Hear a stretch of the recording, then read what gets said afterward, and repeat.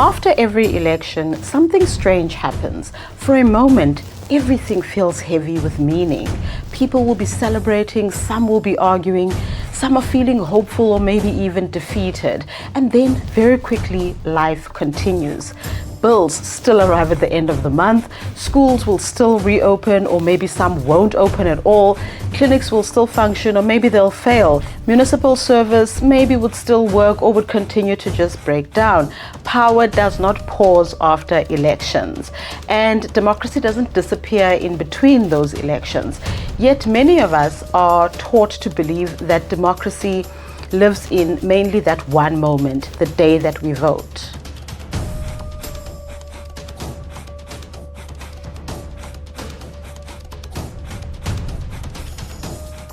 Throughout this series, we've looked at how political appointments affect public services. We've looked at how power works beyond elections, why broken systems hurt some people more than others, how incompetence becomes corruption, and why skilled servants leave, and how political promises collide with reality. Today, we are going to focus on the final piece that connects all of this together: accountability, and why it cannot be switched on once every few years. This episode asks a simple but also uncomfortable question. If voting is not the end of democracy, what comes after it? And how do ordinary citizens hold power to account without burning out, without disengaging, or without giving up hope altogether? Voting can feel like the finish line, but like I've said in previous episodes, in reality, voting is the starting point, right? Voting is essential, it's hard-won, and it must be protected. But voting alone doesn't monitor performance, and it doesn't enforce consequences. And it does not repair institutions that are already failing. When we tell ourselves that voting is the full extent of democracy participation, we place an impossible pressure on a single moment to fix problems that are structural and ongoing. Democracy doesn't survive on moments, it survives on systems. When we talk about accountability, we have to remember that real accountability is hardly ever loud, emotional, or dramatic. Accountability is not shouting on social media or wanting to go viral. Accountability is structure. In South Africa, it lives in places that many people never ever see. It lives in parliamentary oversight committees that question departments line by line. It lives in Auditor General reports that document waste, that document failure, and the misuse of public funds. It lives in findings from the Public Service Commission. It lives in courts, in Chapter 9 institutions, in civil society organizations, and in investigative journalism. These systems work slowly and often quietly and without applause. But when they are weakened or ignored, failure has somewhere to hide. If accountability worked the way movies portray it, we might trust it more. Most accountability processes don't make headlines. They unfold in reports and not in press conferences. They take months or years, not days, and they hardly ever offer some kind of emotional closure. This makes accountability feel invisible, even when it is doing important work.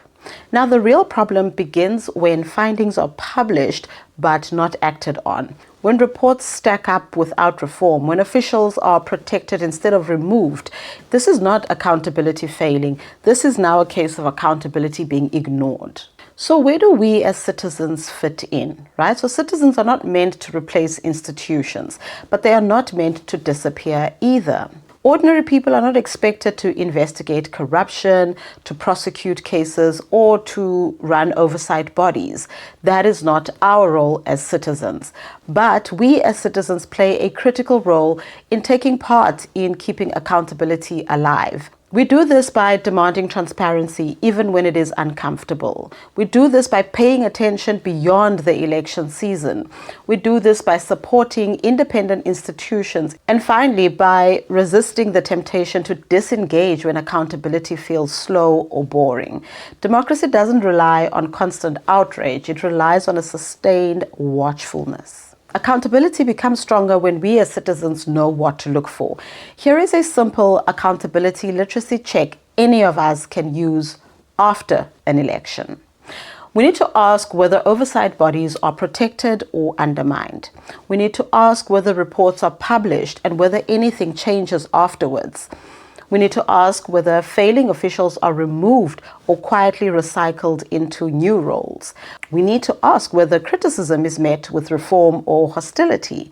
Accountability isn't about anger, it is about follow-through. The future of democracy is shaped long after the ballots are counted.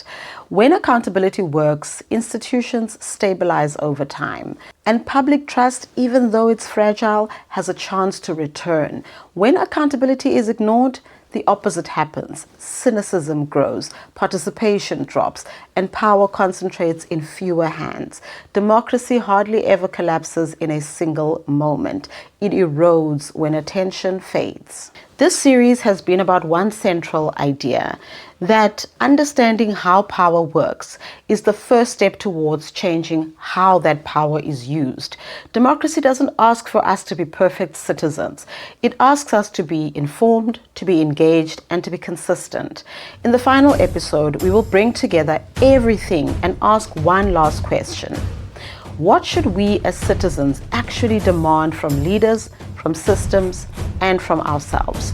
Not as supporters, but as informed participants in democracy.